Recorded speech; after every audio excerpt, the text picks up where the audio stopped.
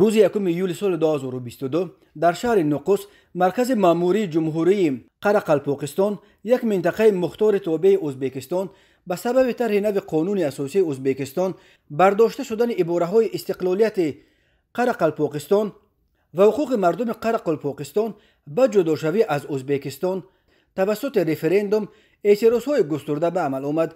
در این نمایش‌ها طور در ثبت‌های ویدیویی دیده می‌شود چندین هزار نفر اشتراک کرده با طلب حفظ استقلالیت قرقلپوقستان و حقوق مردم آن به طلب استقلال شعار زدند.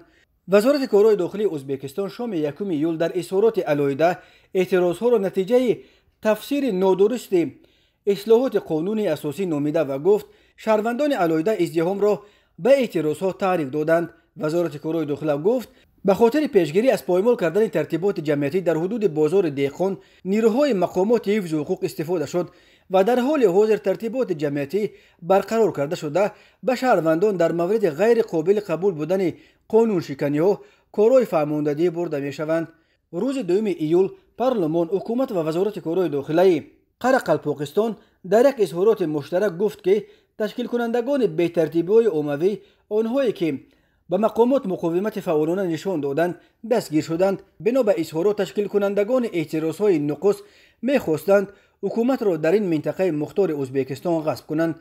رادیوی آزادی خبر داد که اعتراضهای عمومی در نقوس در پی بازداشت حقوقشناس دولتمراد توجمرودوف آغاز یافت. حامی حقوق از قرقلپوقستان عظیمبای آتانیازوف به آزادی گفت توجمرودوف به مقامات رسمی در مورد روز 5 ایول در نقوس برپا کردن میتینگ آسایشته پیرامون تغییرات وارد به قانون اساسی ازبکستان مراجعت کرده بود.